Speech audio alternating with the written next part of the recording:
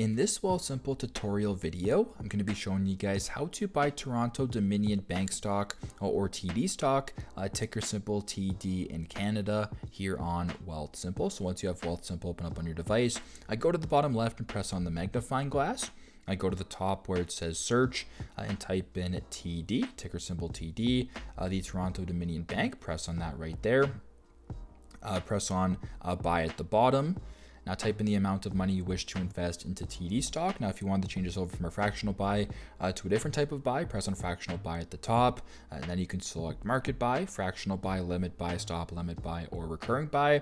Select whatever one you want. We're just going to go ahead and stick with fractional buy. Type in the amount that you want to invest. So I will just do $1 Canadian. Press on continue once that is done. Then pretty simple to confirm your purchase. Go to the bottom and press on confirm order, and there you go. That is how to buy Toronto Dominion stock, ticker symbol TD on Wealthsimple here in Canada. I hope this video helps.